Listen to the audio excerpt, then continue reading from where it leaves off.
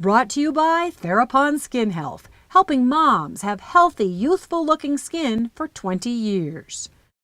You've got a special thing that you would like to say about the timeout per year thing. You don't really think that works, so why don't you talk about that? Well, I think a lot of parents use timeout with little kids for one of those one-size-fits-all disciplines. So whatever they do, they're always going to time out. And timeout looks like 2 to 4 minutes, depending on the child's age, of being somewhere where the child is squirming and moving around and getting up and talking and crying, and all of these things. And I don't think parents often put together that timeout isn't accomplishing the purpose of changing the behavior that got them put in timeout in the first place. We feel like we're doing something, so it must be good, right? But it's not accomplishing the task. So what we always tell parents is timeout is just too general. It doesn't have any connection to what the child did.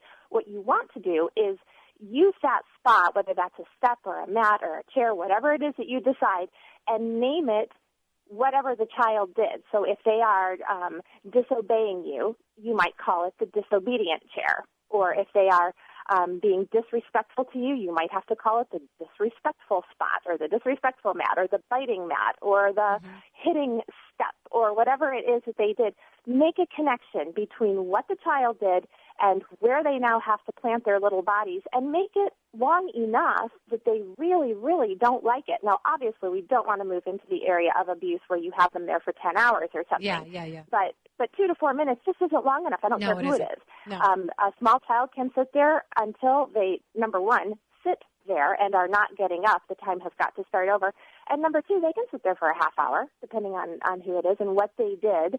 So you want to really make a connection. I was laughing so hard. I was teaching a seminar once explaining this concept, and a lady went home with her 3-year-old and did it that whole week. She changed time out to whatever it was the child did.